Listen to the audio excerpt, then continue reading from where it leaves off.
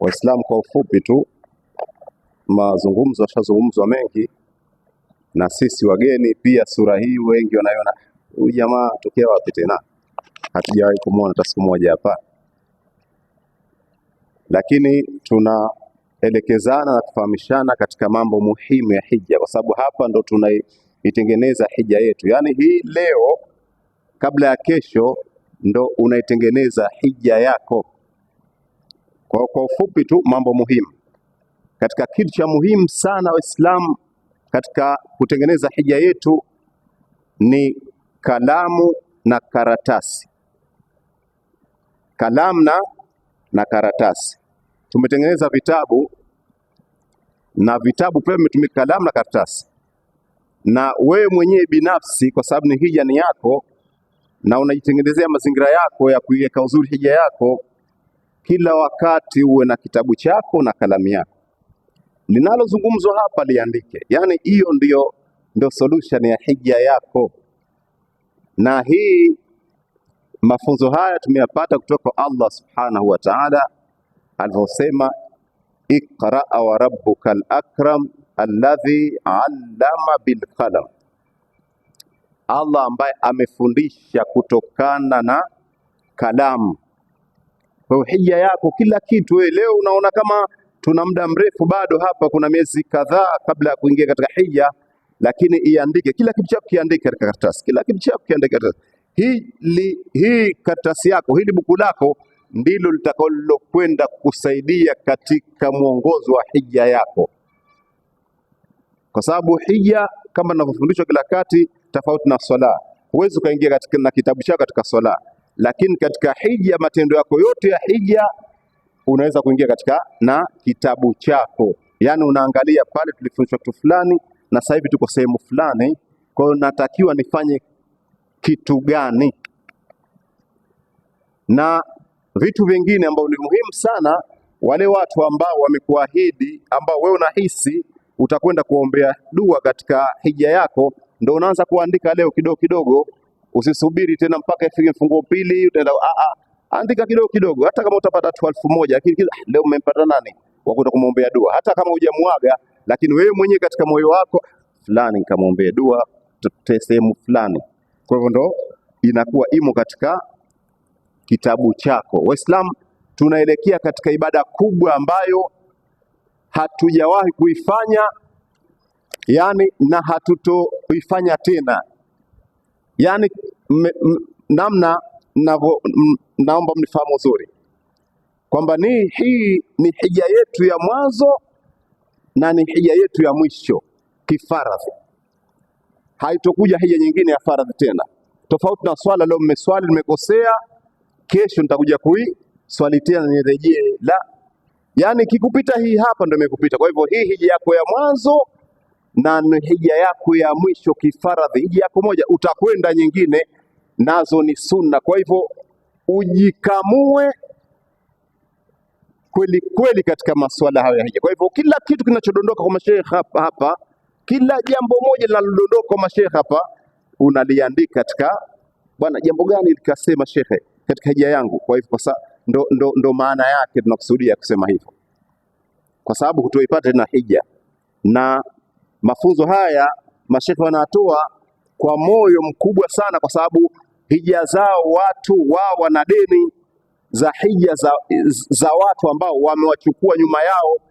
Sasa na wewe pia ujitahidi katika hilo, kwamba shekhe anapotoa kalima yake kuhusu habari ya hija ihifadhi, kwa sababu yeye anaitoa kwa moyo kabisa, ili hija yako itengenee. Wewe kesho na kesho kuta huenda ukaja kumkamata mkono, bwana shekhe, mbona pale tuliona hivi mambo fulani hujatuelezea. Kumbe wewe mwenyewe ndo ulikuwa huko makini katika kuyazingatia. Kwa hivyo moja umakini ni kuandika. Waislamu, mimi mfanyakazi wa meli baharia 80 kwa muda mchache na namaliza dakika zangu, kitu ambacho tunakizingatia sana katika meli ni uandishi. Mfano tupo pale China, unatoka China moja unaenda China nyingine, inachukua masaa 4. Kiongozi lazima achore, aandike ramani yake na muda wake, masaa yake na kila kitu chake, kwamba natoka hapa naenda hapa masaa 4, nitatumia dakika ngapi, nitatumia masaa mangapi, na nitapita njia gani, na aiweke katika kumbukumbu. Hiyo inapotokezea ajali yoyote, la kwanza tunaangalia katika logbook, ilo logbook kubwa, kwamba kwa nini ilitokezea ajali. Anaangalia, jamaa alikosea katika uandishi wake hapa, umeona kasema atapita degree 5 kenda degree 10. Kosa la nani na huyu hapa?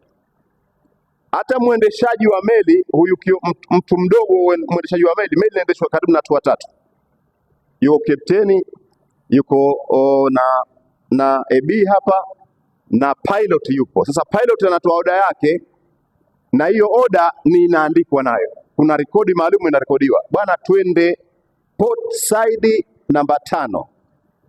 Sasa na huyu anatakiwa aitikie hiyo, siye kaambiwa port side 5, na yeye anatakiwa aitikie hivyo port side 5, na rekodi kwamba huyu kasema, kwa sababu huyu kama hajaitikia itakuwa ndo kama hajaandika.